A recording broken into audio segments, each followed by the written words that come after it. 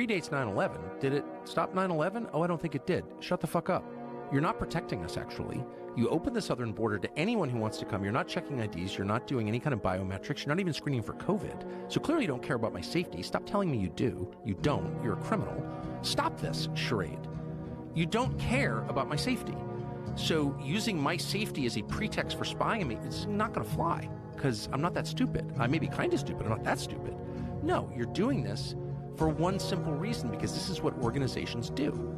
They protect themselves. They exist for their own benefit. All human organizations, from the Church Bake Sale Committee to the Department of Justice, they all are the same. They're an organism, just like any other. And an organism's main goal is to survive and reproduce, to get bigger.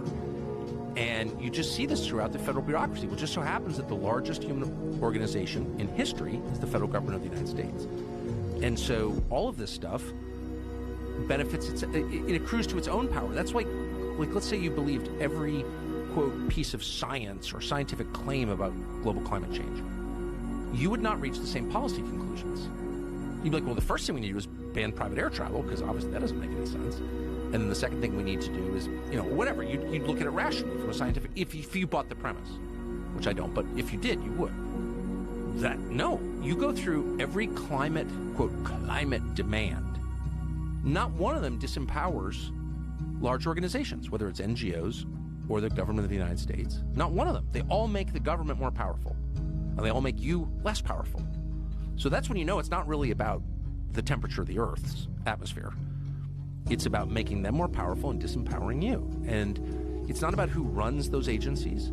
The bigger the agency, the more effective it will be in doing what all human organizations do, which is protect themselves and increase their power. It's like that. It's fundamental. I guess that's what I'm saying. It's not about, elect Trump, it'll change. No, it'll only change when, we're just eliminating the CIA.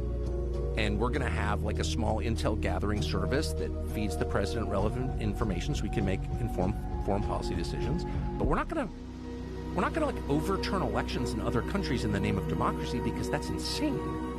If we believe in democracy, then we're going to let people vote for their own leaders because we believe in democracy as a principle. Right? You just get rid of all this shit because it's not helping us. It's only hurting us. And it would take someone, who'd be willing to be assassinated to do anything like that. And so as you're choosing your leaders, ask yourself, does this person mean it enough to die? And that's the same question you would ask about your own dad. Does he love me enough to die for me? About your own husband, does he love me enough to protect me from a home invader at risk to himself? The basic prerequisite for leadership is love of the people you lead and the willingness to die for them. And if you don't have that, you shouldn't be leading, period. It's true in the military, it's true in business, it's true in your home, and it's true in the government. And so no president will fix this unless he's literally willing to die for it. And short of that, it can't be fixed.